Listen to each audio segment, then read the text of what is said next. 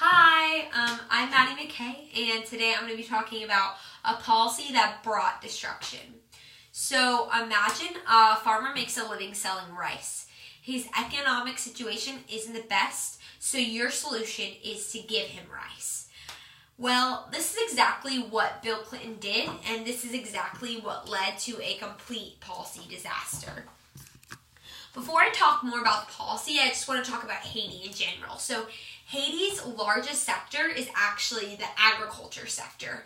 It employs 2/3 of the population, even though it only accounts for 1/4 of the country's GDP. The main crops that you'll see there are cassava, coffee, sugar, plantains, and especially rice. So the policy. So basically in the 1990s, Bill Clinton forced Haiti as a country to drop their import tariffs on rice from 50 to 3%.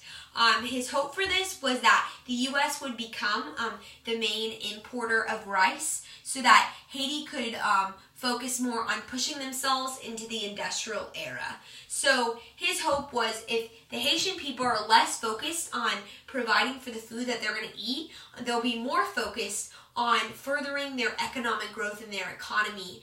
And so how Clinton was going to do this was he was going to take subsidized rice from the U.S., particularly from his home state in Arkansas, and then import it to Haiti. And so I think a quote from Bill Clinton himself really embodies the outcome of this policy. He says, I have to live every day with the consequences of the lost capacity to produce a rice crop in Haiti to feed these people because of what I did. And so I want to focus on this idea of with the consequences of the lost capacity to produce a rice crop in Haiti.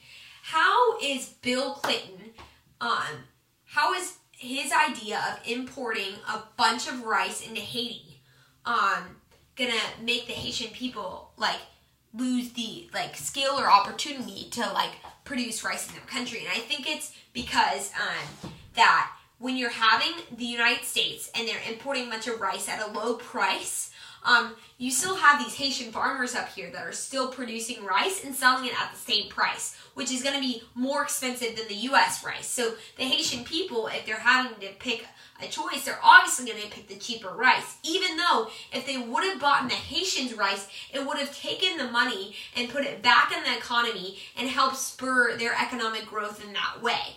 But instead, because they buy the U.S. rice, you have these Haitians farmers up here that aren't able to sell their product, therefore aren't able to run their business and to be successful in that. And so that puts them out of luck and begins leading to this greater poverty and even increase in food insecurity problem with the Haitian people.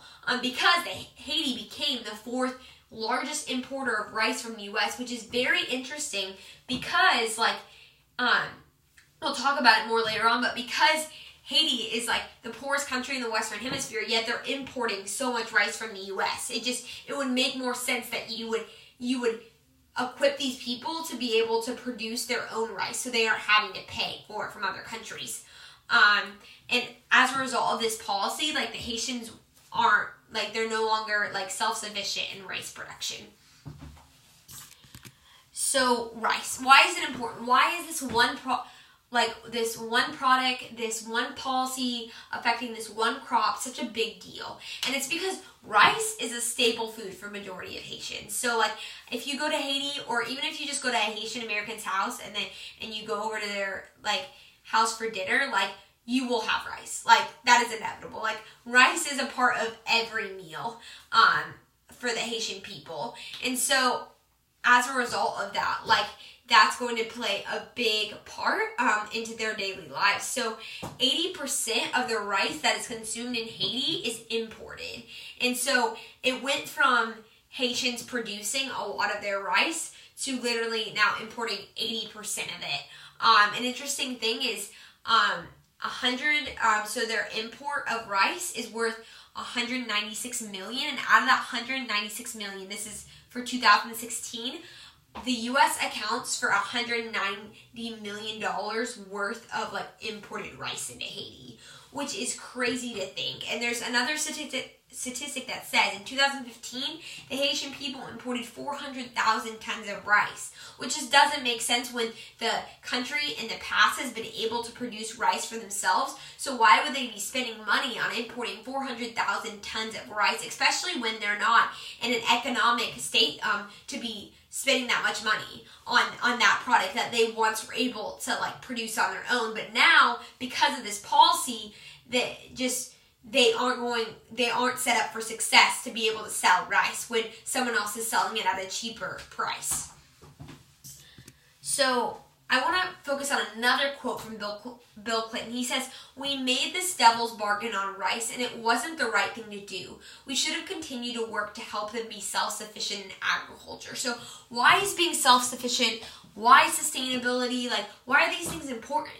And I think it's the whole idea that we see as an issue in Haiti. Like, for instance, like Haiti has the largest amount of nonprofits in the Western Hemisphere, yet it's the poorest country in the Western Hemisphere. So, like, how does that make sense? You have so many people supporting and helping and giving aid, yet at the same time, the country is the poorest in the Western Hemisphere economically. And so, it's just the whole idea of when helping hurts. And you would think, okay, like Bill Clinton was like, okay, this country is struggling, so I'm going to give them rice. So like that will help them focus, but obviously like that wasn't the case. There's this proverb that you probably heard, but it's give a man a fish and he'll eat for a day, teach a man a fish and he'll eat for a lifetime.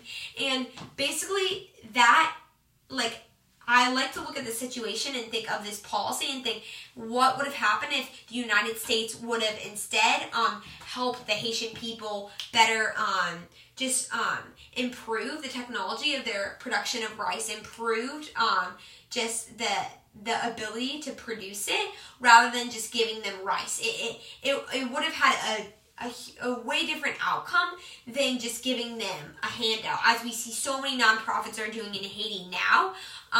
This is not just a major issue in agriculture, but literally in every avenue when we see so many different trips going to Haiti, giving them clothes. And so it just makes the Haitian people more likely to reach out a hand and extend a hand. And it increases this need of dependency, which is one of the reasons why the economy of Haiti is just not doing well. And is where Haiti is currently. So I just think ultimately, just to tie this back all together, is that when dealing with less developed countries, especially like Haiti, it is so important to equip and empower and to educate the people and to teach them how to further their agriculture, teach them how to create lesson plans for education and improve their education in order for themselves to rise up their country, because I think it's very evident from this policy that like, we aren't going to be the people that are going to change Haiti's economic situation. It's going to be Haiti that does that. And so it's very important that we are focused on sustainable policies, sustainable practices that will help further this growth rather than be another setback in the progress. Well, thank you guys so much for listening. If you have any more questions or concerns, please list them in the bottom, and I can't wait to get back to you guys. Have a great rest of your day.